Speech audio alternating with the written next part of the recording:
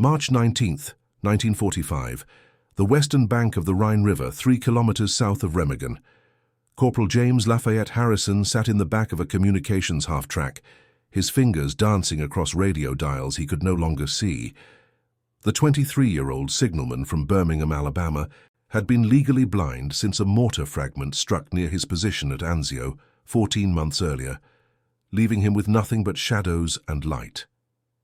Yet here he was, still transmitting coordinates for the 9th Armored Division's advance into Germany, his other senses compensating for what his eyes could no longer provide. Harrison's journey to this moment had been anything but ordinary. Born in 1922 in the Minefield neighborhood of Birmingham, he had grown up in a world where opportunities for black Americans were severely constrained by segregation and discrimination. His father, Thomas Harrison, worked at the Schloss Furnaces, one of the city's massive iron production facilities, operating heavy machinery in conditions that would horrify modern safety inspectors.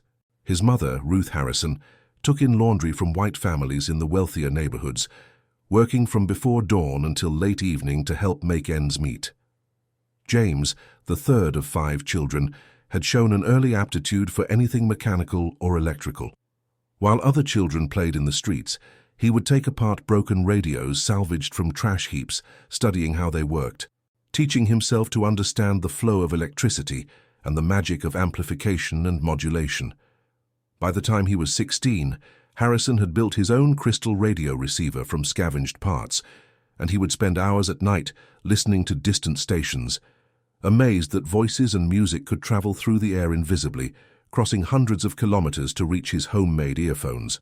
This fascination with radio technology would prove to be more than a hobby. When the war came and the army began drafting young men, Harrison saw military service as a potential escape from the limited prospects available to black men in Depression-era Alabama.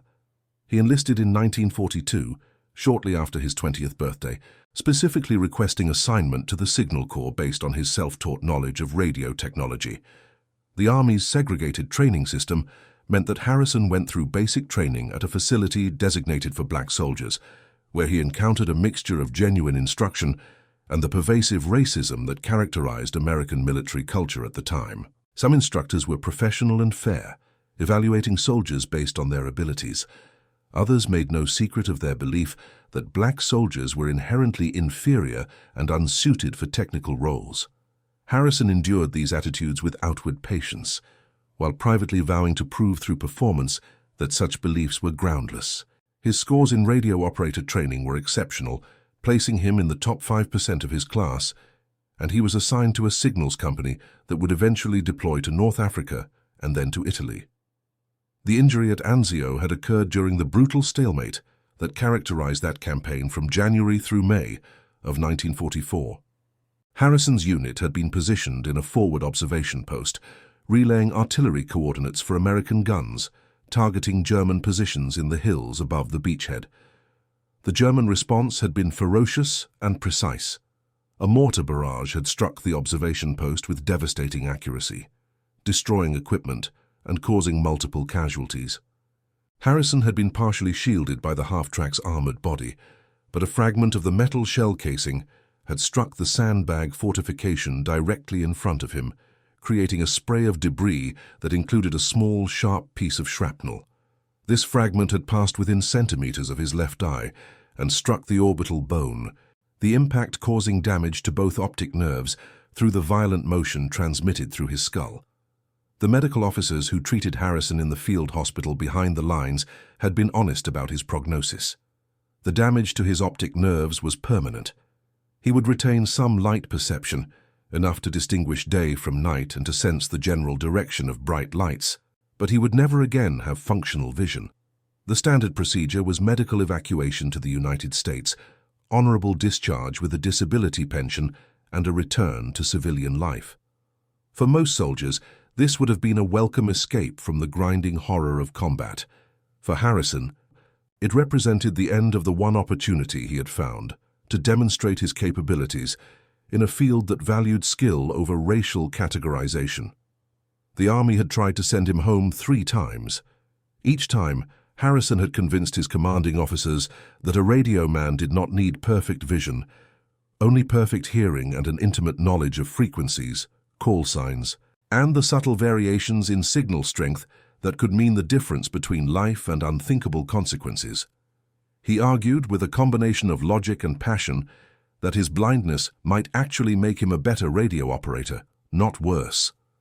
Without the distraction of visual information, he could focus entirely on the auditory spectrum, detecting subtle changes in signal characteristics that sighted operators might miss while attending to multiple visual displays.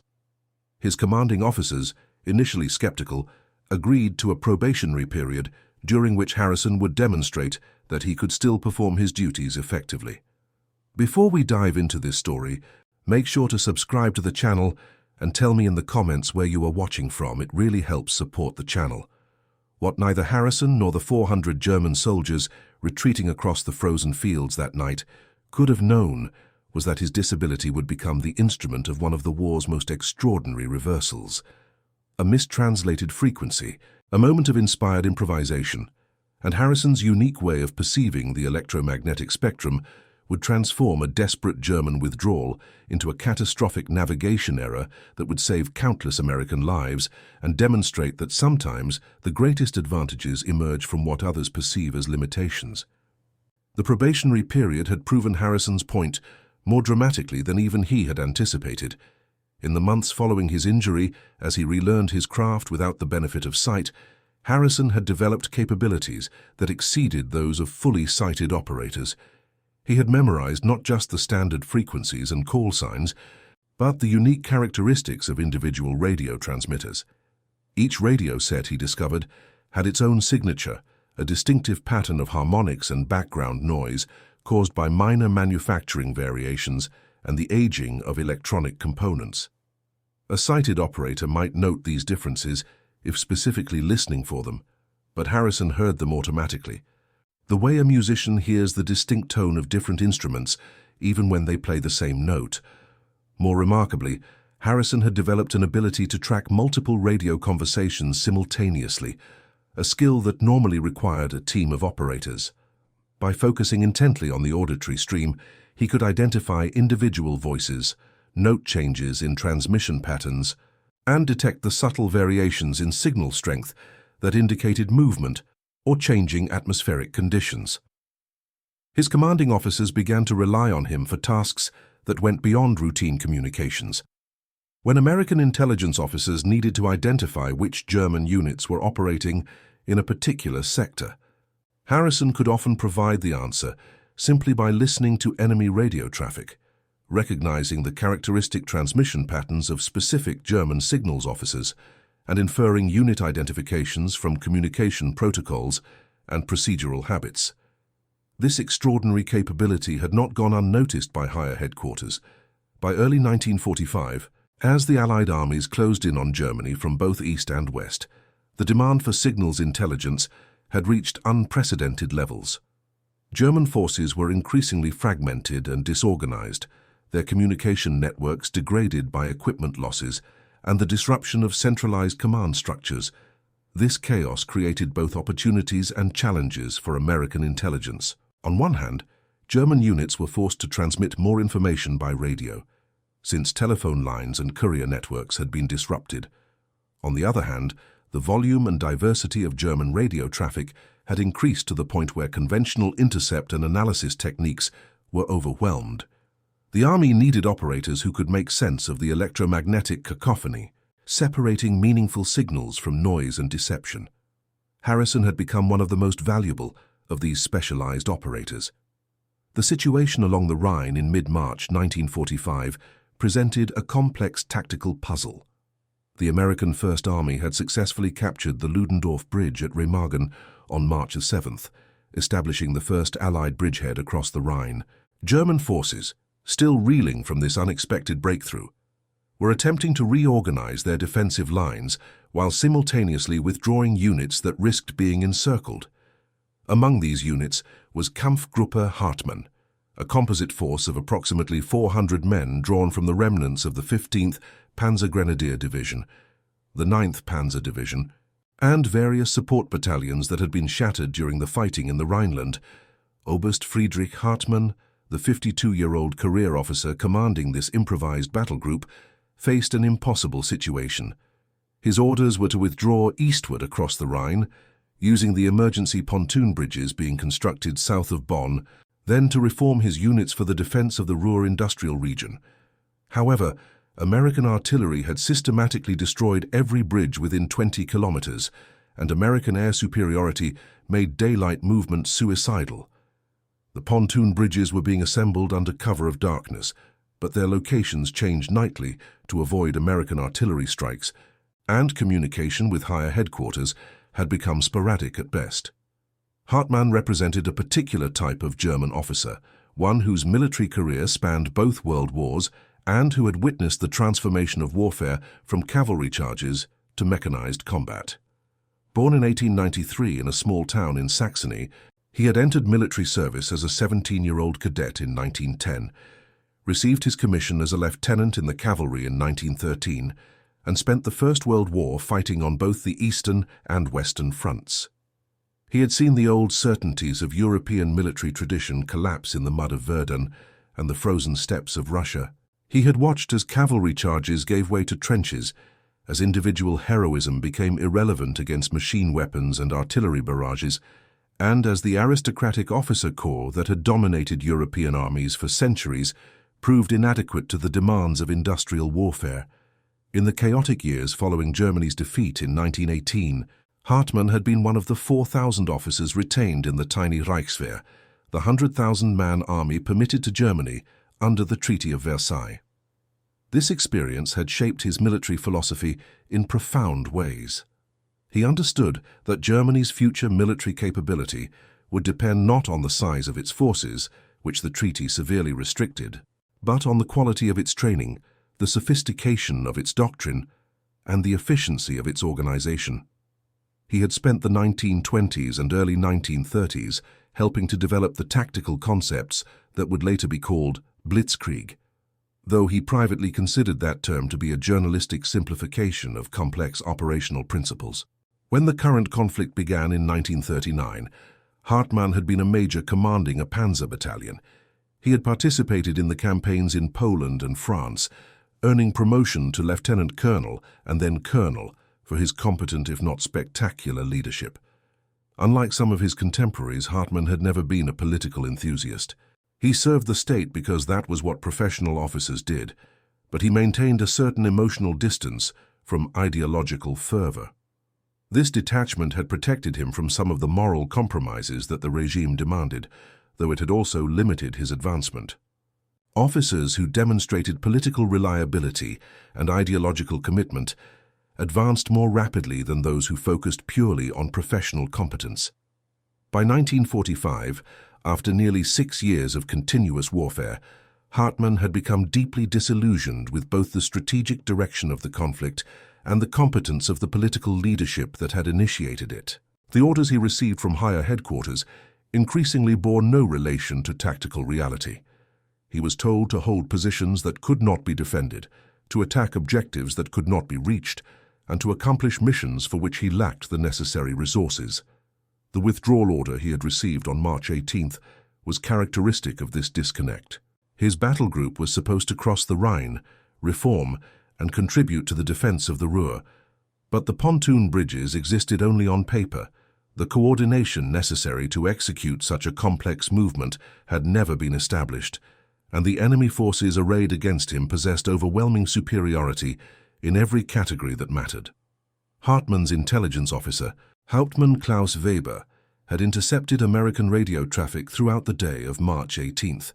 Weber, a former linguistics professor from Heidelberg who spoke flawless English, had been monitoring American tactical frequencies for weeks, building a comprehensive picture of their communications protocols.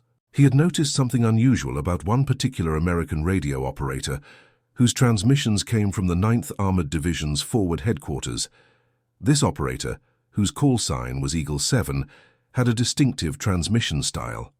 His Morse code was impeccable, his voice transmissions were clear and measured, but there was something different about the way he handled frequency changes and signal routing that Weber could not quite identify.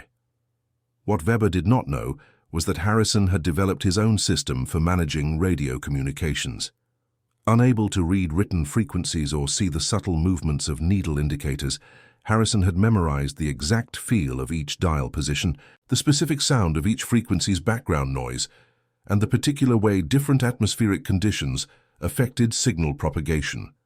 He could identify friendly units by the unique electromagnetic signature of their transmitters, a skill that sighted operators rarely developed because they relied on visual confirmation of call signs and frequencies. Harrison's blindness had forced him to become something more than a radio man. He had become a kind of electromagnetic navigator, reading the invisible landscape of radio waves the way a skilled tracker reads signs in the wilderness. On the evening of March 18th, Harrison received an urgent communication from division headquarters. A reconnaissance patrol had reported unusual movement in the sector south of Remagen. Radio intercepts suggested that a significant German force was attempting to withdraw across the Rhine, but the exact route and timing remained unclear. Harrison's task was to monitor all German tactical frequencies and report any intelligence that might reveal their intentions. What made this assignment particularly challenging was that the Germans had recently changed their communications procedures, implementing a new system of code words and frequency-hopping protocols designed to prevent exactly the kind of interception that American signals intelligence units had been conducting. Harrison settled into his work with the focused intensity that had become his trademark. His fingers moved across the radio dials with practiced precision, his head tilted slightly as he listened to the cascade of sounds that most operators would dismiss as static or interference. To Harrison, each frequency had its own voice, its own character. He could hear the difference between a German field transmitter and an American one by the subtle variation in carrier wave stability. He could detect encrypted transmissions by the unusual pattern of signal modulation that human speech never produced. And on this particular night, he heard something that made him pause and reconsider everything he thought he understood about the German withdrawal. At 2100 hours, Harrison intercepted a transmission on a frequency that should have been empty. The German radio operators were using a frequency hopping pattern, changing channels every few minutes, to avoid detection and jamming. But Harrison had noticed something the German signals officers had not anticipated. Each time they changed frequencies, there was a brief moment, less than a second, when the transmitter emitted a characteristic burst of noise as it retuned. By tracking these bursts across the spectrum, Harrison could follow the German transmissions even as they hopped from frequency to frequency, a technique that would have been nearly impossible for a sighted operator who relied on visual tracking of signal strength meters. The transmission he intercepted was from a German signals officer coordinating the movement of Kampfgruppe Hartmann. The officer was transmitting map coordinates and timing information for the withdrawal route, using a code that Weber had carefully designed to be resistant to American interception. The code replaced actual place names with innocuous-sounding references to local landmarks, and it used a substitution cipher for all numerical values. What Weber had not counted on was an operator like Harrison, whose acute hearing allowed him to detect the stress patterns in the German officer's voice, the slight pauses that indicated uncertainty, and the subtle emphasis on certain words that revealed their importance. Harrison quickly transcribed the transmission and passed it to Captain Robert Mitchell, the division intelligence officer who had been working with Harrison since Anzio. Mitchell, a former high school history teacher from Philadelphia who had developed a deep respect for Harrison's abilities, immediately recognized the significance of the intercept. The transmission contained encoded coordinates for what appeared to be a river crossing point, along with a timeline that suggested the German withdrawal would begin within the next 3 hours. However, when Mitchell attempted to decode the coordinates using standard German military grid references, nothing made sense. The coordinates placed the crossing point in the middle of an open field, kilometers from the Rhine, in an area that American patrols had reported as empty. Captain Mitchell's path to this moment had been as unlikely as Harrison's. Robert Mitchell had been 31 years old when the war began, teaching European history at a public high school in Philadelphia and working on his doctorate in medieval studies at the University of Pennsylvania. He had a wife, Sarah, and 2 young daughters, Emily and Margaret, and he had expected to spend the war years teaching history, not making it. But the draft call had come in 1942, and Mitchell, like millions of other American men, had set aside his civilian life to serve. His education and his fluency in German, acquired during graduate studies that had included a year in Heidelberg in 1936, had directed him toward military intelligence rather than combat arms. Mitchell's experience in Heidelberg had given him insights into German culture and military thinking that proved invaluable in his intelligence work. He had studied at the university during the period when the current regime was consolidating power, and he had witnessed firsthand the transformation of German society under totalitarian rule. He had seen how ordinary people, decent and educated, could be gradually drawn into supporting a system that violated fundamental moral principles. He had watched as Jewish professors were dismissed from the university, as books were burned in public squares, and as the space for independent thought and dissent progressively narrowed. These experiences had given Mitchell a nuanced understanding of the enemy he was fighting. He knew that German soldiers were not monsters or fanatics, but men shaped by their circumstances, capable of both cruelty and kindness, and deserving of treatment that recognized their humanity even as it acknowledged the necessity of their defeat. Mitchell's partnership with Harrison had developed gradually during the Italian campaign. Initially skeptical that a blind operator could perform effectively, Mitchell had been won over by Harrison's consistent results and his unique analytical approach. Mitchell had come to understand that Harrison did not merely intercept German communications, he interpreted them, reading between the lines to infer intent, morale, and operational capability. The two men had developed a working relationship based on mutual respect and complementary skills. Harrison provided the raw intelligence, the intercepts, and the technical analysis. Mitchell provided the contextual knowledge, the historical and cultural understanding that transformed intercepts into actionable intelligence. Together, they formed a remarkably effective team, one that had contributed to numerous tactical successes during the advance through France and into Germany. Mitchell brought the problem to Harrison, explaining the apparent contradiction. Harrison listened carefully, then asked Mitchell to read the coordinates again slowly. As Mitchell recited the numbers, Harrison's face showed intense concentration. Then, suddenly, his expression changed. He asked Mitchell to bring him a captured German radio set that had been taken from a signals vehicle 2 weeks earlier. When Mitchell returned with the equipment, Harrison spent several minutes examining it by touch, his fingers exploring the layout of the controls and the calibration of the dials. Then Harrison did something that would later be described in after-action reports as either brilliant intuition or impossible luck. He explained to Mitchell that the German radio set used a different frequency calibration system than American equipment. What the Germans called frequency 87.5 MHz, the American sets labeled as 88.2 MHz. This difference, small as it seemed, meant that any frequency information transmitted by the Germans and received on American equipment would be systematically offset. More importantly, Harrison had realized that the German code was not using map coordinates at all. It was using radio direction finding bearings, angular measurements that would allow German units to navigate to the crossing point by following radio beacons, even in darkness or poor visibility. Harrison's explanation revealed the depth of his understanding of both radio technology and German operational methods. The frequency calibration discrepancy he had identified was not something taught in Army signal schools or documented in standard technical manuals. It was the kind of subtle detail that only someone intimately familiar with both American and captured German equipment would notice. Harrison had discovered it weeks earlier while examining a German radio set that had been recovered from a destroyed signals vehicle. Unable to see the visual markings on the dials, he had relied on tactile exploration and careful listening to understand how the German equipment differed from American sets. What he found was that the Germans used a slightly different reference standard for frequency calibration, a difference of approximately 0.7 of 1 MHz across the spectrum used for tactical communications.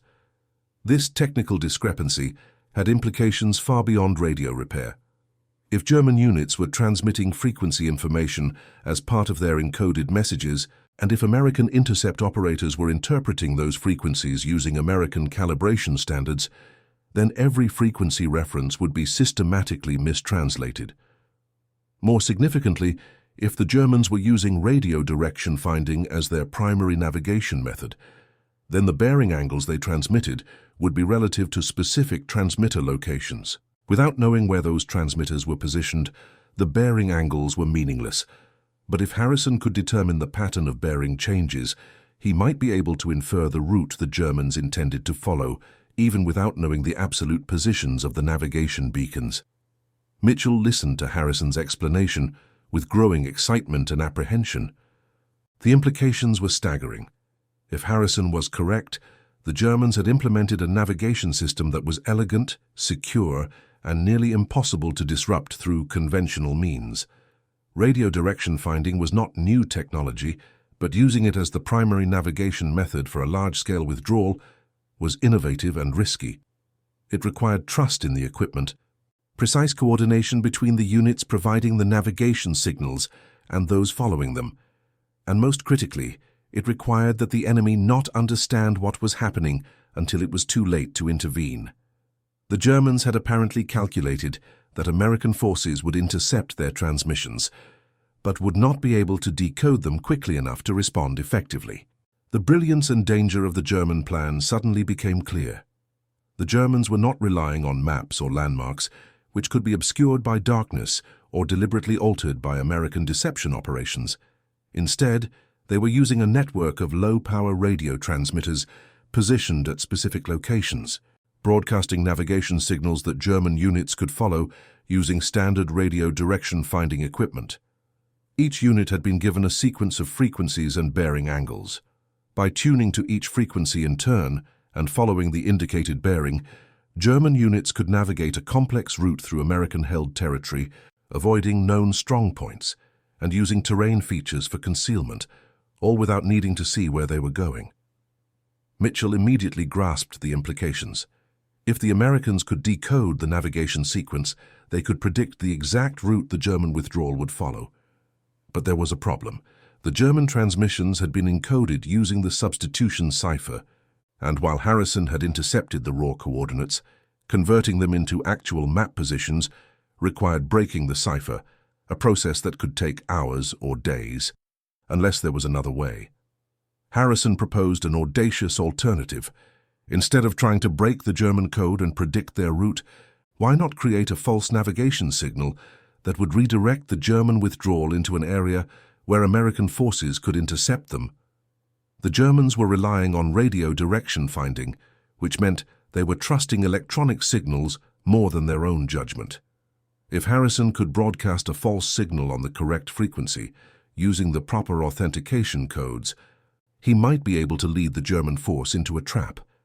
Mitchell was skeptical. The plan required precise knowledge of German communications protocols, perfect timing, and the ability to mimic German transmission characteristics closely enough to avoid detection.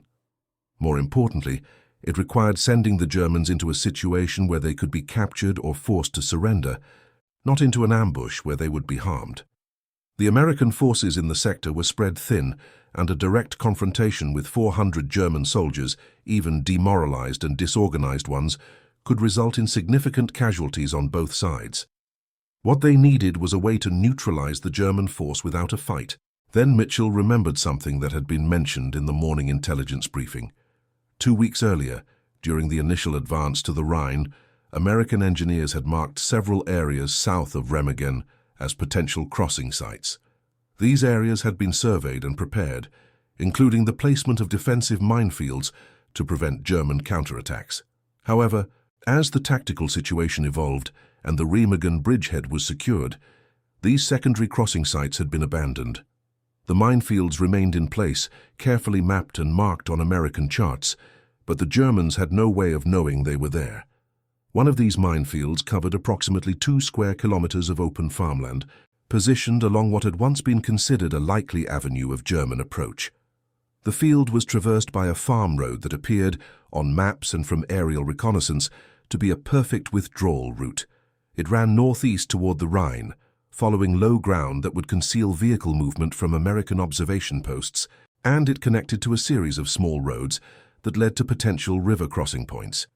To a German commander seeking a covert withdrawal route, it would seem ideal. To anyone who actually walked down that road, the small white marker stakes with their skull and crossbones symbols would make the danger obvious. But to soldiers navigating by radio direction finding in darkness, trusting their equipment more than their eyes, the markers would be invisible until it was too late. Mitchell and Harrison worked rapidly to develop their plan. Harrison would monitor the German navigation frequencies, waiting for the moment when Kampfgruppe Hartmann began its withdrawal. At the critical juncture, when the German units were committed to their route and could not easily turn back, Harrison would activate a false navigation transmitter, broadcasting on the German frequency with a signal that mimicked the characteristics of the German navigation beacons. The false signal would provide bearings that gradually diverged from the Germans' intended route, leading them step by step toward the minefield. The key was to make the deviation subtle enough that the German radio operators would not notice the discrepancy until they were fully committed. There was one additional complication. The plan required Harrison to operate the transmitter manually, adjusting the frequency and signal strength in real time to maintain the deception. This meant he would need to monitor both the German tactical frequencies and his own false transmitter simultaneously, making continuous adjustments to keep the signal convincing while tracking the German unit's progress. For a sighted operator, this would be challenging. For Harrison, it would require him to rely entirely on his ability to distinguish between multiple audio signals, to judge distance and direction by signal strength and fade patterns, and to operate two separate radio sets by touch alone, all while maintaining the precise timing necessary to keep the Germans on their new course. Captain Mitchell authorized the operation at 2200 hours. Harrison was given tactical control of the deception, with Mitchell coordinating the positioning of American observation posts and artillery units to respond if the plan failed and the Germans had to be engaged directly. A small team of combat engineers was dispatched to the minefield area with orders to observe and report, but not to interfere unless German soldiers began to enter the minefield, at which point they were to illuminate the area with flares and use loudspeakers to warn the Germans of the danger, giving them the opportunity to surrender. At 22:30 hours, Harrison detected the first signs of the German withdrawal. Radio traffic increased on the tactical frequencies, using the characteristic brief coded transmissions that indicated units were beginning to move. Harrison tracked the communications, building a mental picture of the German formation. The withdrawal was organized into 3 main columns, each following a slightly different route, but all converging on the same general area where the navigation beacons would guide them to their river crossing point. Harrison estimated that the German force was moving slowly, probably traveling on foot to reduce noise and avoid detection, with a few vehicles carrying heavy equipment and wounded personnel. At 2300 hours, the German navigation network activated. Harrison heard the distinctive carrier wave of the first beacon, a low-power transmitter, broadcasting a continuous tone on a specific frequency. German units would tune to this frequency, use their direction-finding equipment to determine the bearing to the transmitter, and then move along that bearing until they reached a predetermined distance, at which point they would switch to the next frequency and follow the next bearing. It was an elegant system, and under normal circumstances, it would have been nearly impossible to disrupt. But Harrison had spent the previous 2 hours preparing his countermeasure. Using the captured German radio set, which he had carefully retuned and tested, he had created a transmitter that could mimic the German navigation signals almost perfectly. The key word was almost. Harrison knew that he could not create a perfect duplicate of the German signal. The captured radio had slightly different characteristics than the original German equipment, and there were subtle variations in frequency stability and signal modulation that a trained German operator might detect. But Harrison was betting that the German soldiers using the navigation system were not signal specialists. They were combat troops, probably exhausted and demoralized, following instructions they barely understood, trusting their equipment because they had no better alternative. At 23:15 hours, Harrison activated his false transmitter. He had calculated the timing carefully. The German units had been following the first navigation bearing for approximately 15 minutes, which meant they were committed to the route, but had not yet reached the point where they would switch to the next frequency.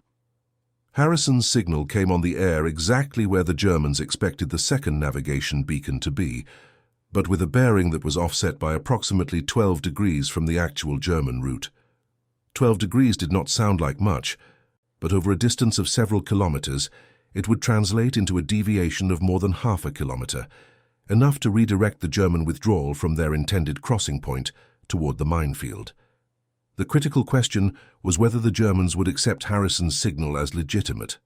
For the first few minutes, Harrison monitored the German tactical frequencies with intense concentration, listening for any indication that they had detected the deception. He heard nothing suspicious. The German radio operators continued their brief status reports, confirming that units were following the navigation plan as briefed. Harrison allowed himself a moment of cautious optimism, then immediately suppressed it. The operation was far from over. At 23:30 hours, Harrison detected a change in the German radio traffic. The tone became more urgent, and there were several rapid exchanges between what appeared to be forward units and the command element. Harrison's German was limited, but he could recognize the sound of confusion and concern. Had they detected the false signal? Were they questioning their route? Harrison made a split-second decision. Instead of maintaining the false signal at constant strength, he introduced a subtle fade pattern, mimicking the way radio signals naturally vary due to atmospheric conditions and terrain interference. The fade made the signal seem more authentic, less like a continuous artificial transmission, and more like a real navigation beacon affected by the natural environment. The change had the desired effect. The German radio traffic settled down, and the withdrawal continued. Harrison tracked their progress by monitoring the changing signal strength of their tactical radios. As the German units moved farther from their starting point and closer to the minefield, their signal strength to American receivers increased, allowing Harrison to estimate their position with increasing accuracy. He reported this information to Captain Mitchell, who relayed it to the combat engineers waiting near the minefield. Everything was proceeding according to plan, but Harrison knew that the most dangerous moment was still ahead. At 23:50 hours, the lead elements of Kampfgruppe Hartmann reached the edge of the minefield. The combat engineers, observing from concealed positions approximately 300 meters away, reported that the German column had halted. There was a brief period of confusion, with German soldiers gathering in small groups and what appeared to be an argument among the officers. Harrison, monitoring the German tactical frequencies, heard an exchange that he would later describe as one of the most tense moments of his military service. A German officer, his voice sharp with anxiety, was questioning the route. He said that the terrain did not match what he expected based on the briefing, and that the direction of travel seemed wrong. He wanted to send out a reconnaissance patrol before committing the main force to the road ahead. Another voice, older and more authoritative, responded with obvious frustration. The speaker identified himself using a call sign that Harrison recognized as belonging to Oberst Hartmann himself. Hartmann stated that they were behind schedule, that American patrols could discover them at any moment, and that the navigation beacons had been provided by headquarters specifically to avoid exactly this kind of indecision. He ordered the column to continue moving. Harrison faced an immediate ethical dilemma. The German force was about to enter a minefield, a situation that could result in catastrophic casualties.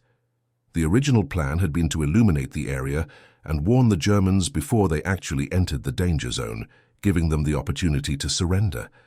But if the engineers revealed themselves too soon, before the German force was fully committed, Hartmann might be able to withdraw his units and escape, potentially leading to a later confrontation where American soldiers would be at greater risk. If they waited too long, German soldiers might be harmed before the warning could be given. Harrison made a decision that went beyond his authority as a corporal, but that he later defended as the only morally acceptable choice. He switched off his false navigation transmitter and instead broadcast a voice message on the German tactical frequency, in English, identifying himself as an American radio operator and warning the German force that they were approaching a marked minefield. He stated clearly that the area ahead was impassable, that American forces were in position to observe them, and that they had the option to surrender without further danger to anyone. He repeated the message 3 times, slowly and clearly, giving the Germans time to comprehend and respond. The German radio traffic exploded into frantic activity. Multiple voices spoke over each other, some demanding to know how the Americans had penetrated their communications network, others arguing about what to do next. Then Oberst Hartmann's voice cut through the chaos with unmistakable command authority. He demanded to speak with the American commander, stating that he required verification of the warning and clarification of the surrender terms before he would make any decision regarding his troops. Captain Mitchell, who had been monitoring Harrison's actions with a mixture of admiration and apprehension, took the radio and began a negotiation that would last for the next 45 minutes. Mitchell explained the situation clearly. The German force was surrounded by American observation posts and was within range of American artillery. The route they had been following, whether through their own navigation error or other factors, had led them into an area that was not passable. However, Mitchell emphasized, there was no desire to cause unnecessary casualties.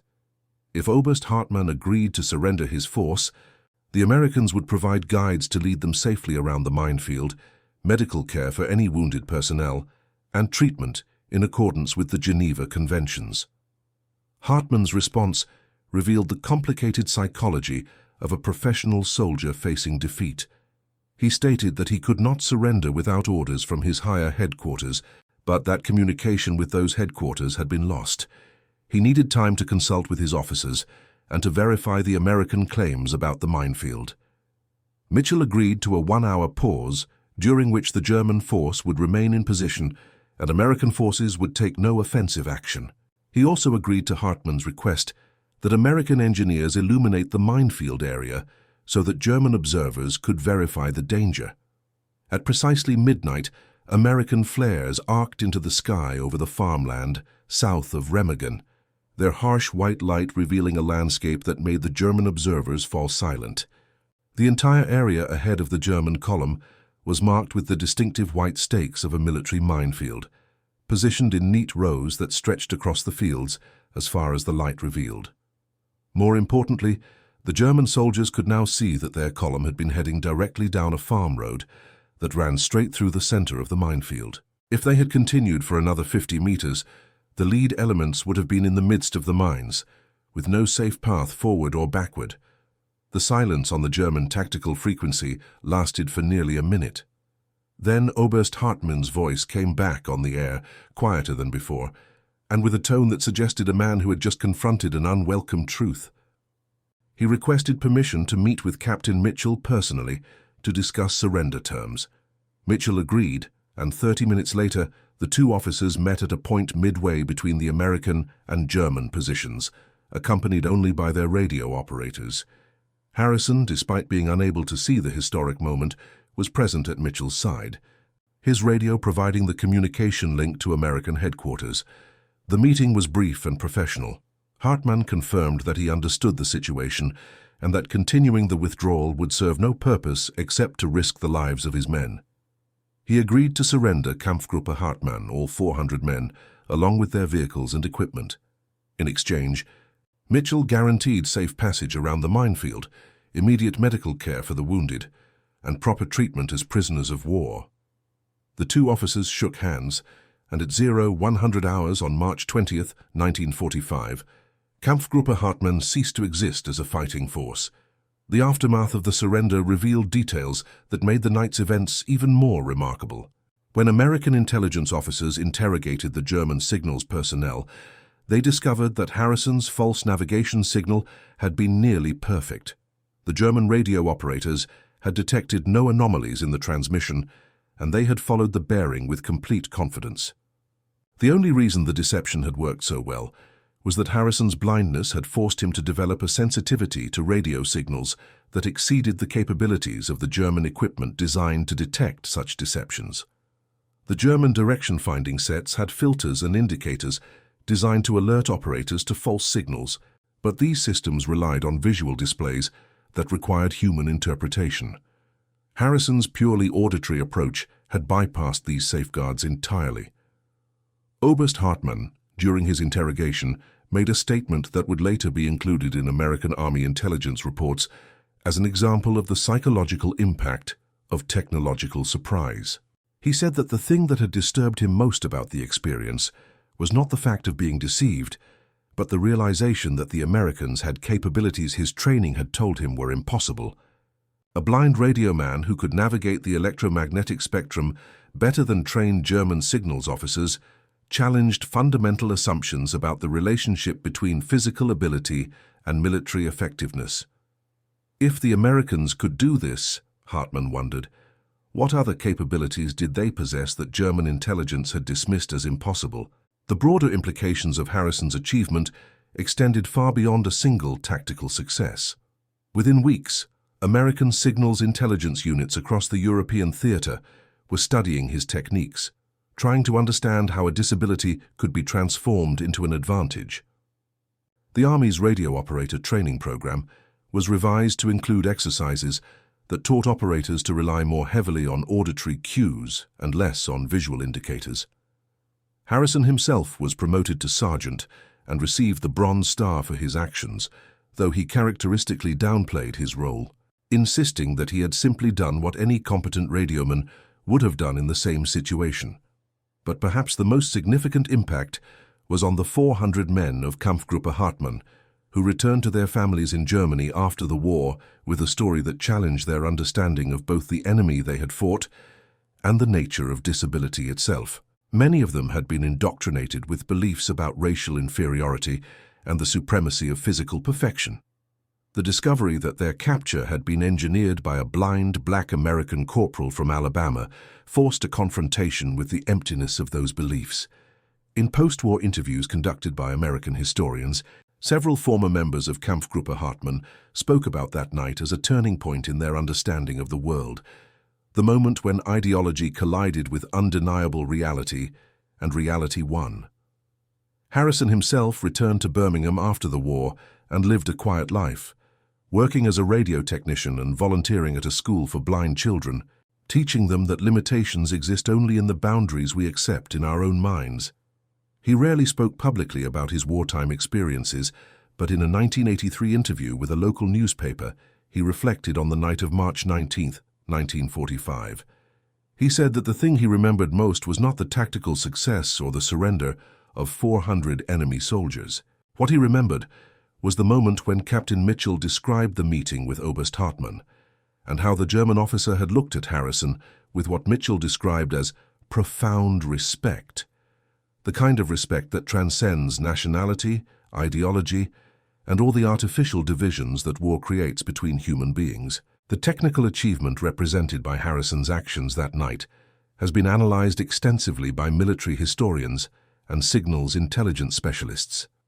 The ability to track frequency-hopping communications by auditory cues alone, to distinguish between legitimate and false signals without visual indicators, and to operate multiple radio systems simultaneously through tactile and auditory feedback represented a level of skill that challenged conventional understanding of how humans interact with technology. In the decades following the war, as military communications became increasingly complex and automated, Harrison's techniques were studied as examples of how human perception, when developed to compensate for the loss of one sense, can sometimes exceed the capabilities of technological systems designed to replicate that perception. The minefield itself became a subject of study for a different reason. In the weeks following the surrender of Kampfgruppe Hartmann, American engineers carefully mapped and then cleared the defensive minefield that had never been intended to serve as a trap. The process revealed something that added another layer of irony to the night's events. Several of the mines in the field had been damaged by weather and ground moisture, rendering them inert and harmless.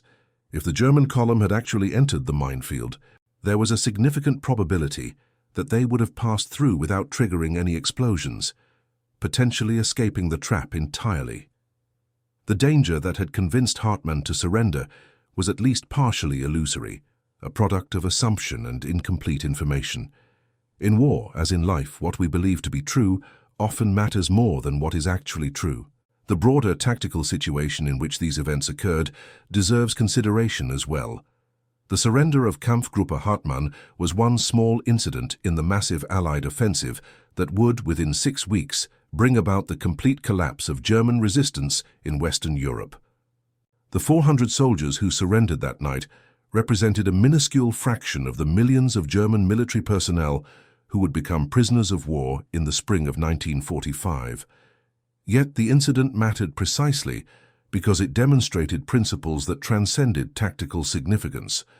It showed that intelligence and adaptability could triumph over numerical strength, that perceived weakness could be transformed into decisive advantage, and that individual human capability could, under the right circumstances, alter the course of events in ways that no amount of material superiority could guarantee. The relationship between Harrison and Captain Mitchell, forged in the chaos of combat and tested in the crucible of that night's operation, became a friendship that lasted until Mitchell's passing in 1992. Mitchell, who went on to earn a doctorate in history and spent 30 years teaching at a small college in Pennsylvania, often used the story of Harrison's achievement as an example in his courses on military history. He emphasized to his students that the incident illustrated something fundamental about the nature of warfare, that technology and firepower alone could never address.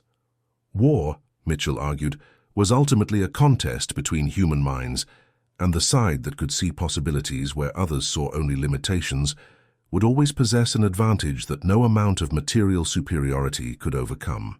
For the men of Kampfgruppe Hartmann, the night of March 19, 1945, marked the end of their war, but the beginning of a different kind of struggle. As prisoners of war, they were processed through the Allied detention system, interrogated, classified, and eventually repatriated to a Germany that bore little resemblance to the nation they had left. Many of them arrived home to find their cities destroyed, their families displaced, and their previous certainties shattered. In the difficult years of reconstruction and denazification that followed, some of them would remember the professional courtesy shown to them by their American captors, the medical care provided to their wounded, and the fundamental respect afforded to them as human beings, despite the enormity of the crimes committed by the regime they had served. These memories, small and personal as they were, contributed in their own way to the difficult process of rebuilding a nation on different foundations. The technical details of Harrison's radio deception became classified material after the war, studied by signals intelligence specialists as part of the ongoing development of electronic warfare techniques. The principles he had discovered through necessity, using only his heightened auditory perception and an intimate understanding of radio wave propagation, would later be replicated and enhanced through sophisticated electronic equipment. But the equipment, for all its technological advancement, could never quite match the flexibility and intuitive understanding that Harrison had brought to the task. In the 1960s, when the U.S. military began developing automated systems for detecting and deceiving enemy radio communications, engineers consulted with Harrison, by then in his 40s and working as a civilian contractor, to understand how he had accomplished things that their equipment could only approximate. The farm road south of Remagen, where these events unfolded, has long since returned to peaceful agricultural use. The minefield was cleared in the spring of 1945, the warning markers were removed, and the land was returned to its owners. There is no monument marking the location, no plaque commemorating the events of that March night. The farmers who work the land today are probably unaware that their fields once served as the backdrop for a small but significant chapter in the final weeks of the European War. This absence of physical commemoration is perhaps fitting. The real monument to what happened that night exists not in stone or metal, but in the principle it demonstrated and in the lives that were preserved, because one man refused to accept that his disability defined the limits of his capability. In the broader context of World War II, the incident represents a minor footnote, a tactical success that affected the course of a single night's operations and saved an unknown but probably significant number of lives on both sides by preventing what would have been a costly confrontation. But in the personal histories of the individuals involved, particularly James Lafayette Harrison and Friedrich Hartmann, the events of that night carried a significance that transcended their tactical importance. For Harrison, it was validation that the army had been right to keep him on active duty despite his blindness, and that his conviction that he could still contribute meaningfully to the war effort had been justified. For Hartman, it was a demonstration that the ideology he had served was built on foundations of sand, and that the assumptions about superiority and inferiority that had been drummed into him were not merely wrong, but dangerously disconnected from reality.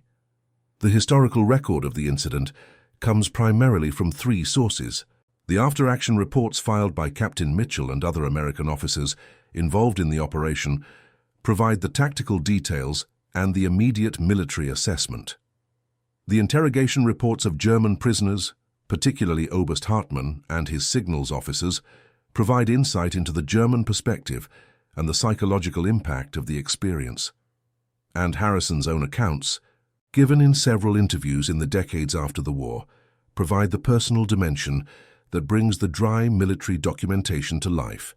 Together, these sources paint a picture of an event that was simultaneously extraordinary and characteristic of the kind of small human-scale dramas that occurred thousands of times during the war, mostly unrecorded and forgotten, but no less significant for their obscurity. The question of whether Harrison's actions that night should be classified as a successful deception operation or simply as competent radio work reflects broader debates about how we categorize and understand military achievement. By strict definition, Harrison had conducted an electronic warfare operation, using false signals to manipulate enemy decision-making and create a tactical advantage. But Harrison himself always insisted that he had simply done his job as a radioman, using the skills he had developed and the equipment available to him to solve a tactical problem. This modest self-assessment, characteristic of Harrison's personality, perhaps misses the larger point. The genius of what he accomplished lay not in following established procedures, but in recognizing possibilities that those procedures had never anticipated. He had transformed a disability into a capability, used enemy assumptions against them, and created a solution to a tactical problem that no manual or doctrine had addressed.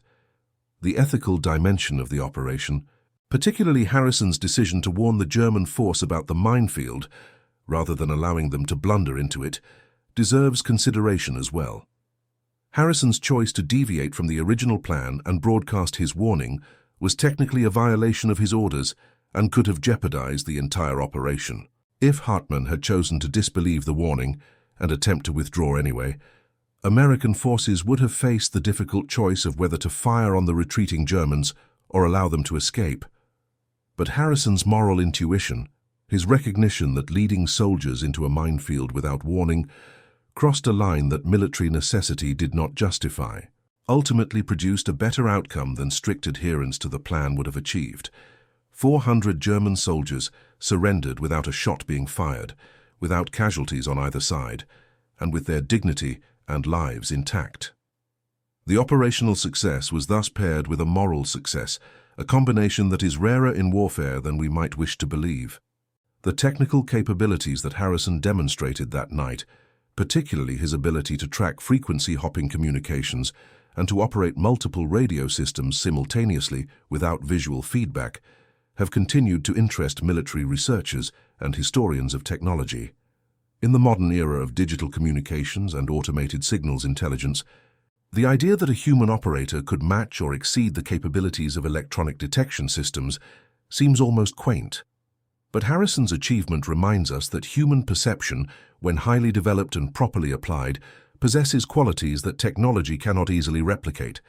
The flexibility, intuition, and adaptive capability that Harrison brought to his work represented a kind of intelligence that complemented rather than competed with technological systems, and his example has continued to influence thinking about the relationship between human operators and the increasingly sophisticated equipment they employ.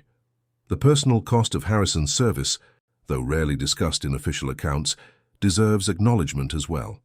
The injury that left him blind at Anzio was never fully compensated by his decorations or his post-war pension. He lived with pain and limitation for the rest of his life, dependent on others for tasks that most people take for granted. Yet in interviews and personal correspondence, Harrison rarely expressed bitterness or regret. He had served his country in a time of existential crisis, had proven that physical disability did not equate to inability, and had saved lives through his actions. These achievements provided a foundation of meaning that sustained him through the difficulties of civilian life as a blind veteran in an era when accommodations for disability were minimal and social attitudes were often dismissive or patronizing. The story of that March night in 1945 thus operates on multiple levels simultaneously. As a tactical narrative, it demonstrates the power of intelligence, deception, and psychological warfare in military operations. As a human story, it illustrates the capacity of individuals to transcend perceived limitations and to make moral choices under pressure. As a historical document, it provides insight into the final weeks of the European War and the complex mixture of competence and chaos that characterized military operations during that period. And as a moral tale, it suggests that our assumptions about ability and disability, about superiority and inferiority, about who can contribute meaningfully to collective endeavors, deserve constant re-examination in light of actual human performance, rather than theoretical categorizations.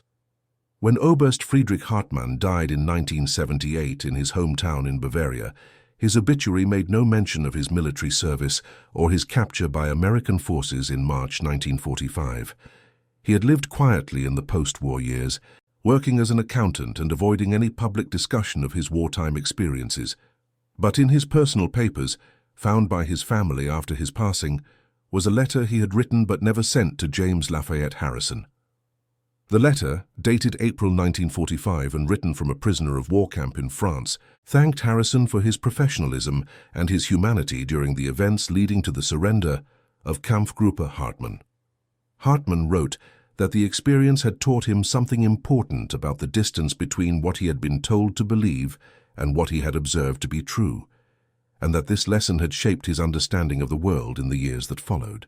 Whether Harrison ever knew of this letter's existence is unclear, but its presence in Hartmann's papers suggests that the events of that night had an impact that extended far beyond the immediate tactical outcome. The capture of Kampfgruppe Hartmann contributed, in a small way, to the rapid collapse of German resistance along the Rhine in late March 1945. Each such success, multiplied across hundreds of kilometers of front line and repeated day after day, accelerated the Allied advance and shortened the war by days or weeks. These accumulated time savings, measured in human lives that were not lost and cities that were not destroyed, represent a dimension of military success that is difficult to quantify, but no less real for its imprecision. Harrison's actions that night saved lives, not only the 400 Germans who surrendered rather than fought, but also the unknown number of American soldiers who would have been engaged in the fighting if that surrender had not occurred, and all the other people, military and civilian, whose lives were preserved by even a marginal acceleration of the war's end. And that concludes our story. If you made it this far, please share your thoughts in the comments. What part of this historical account surprised you most? Do not forget to subscribe for more untold stories from World War II, and check out the video on screen for another incredible tale from history. Until next time.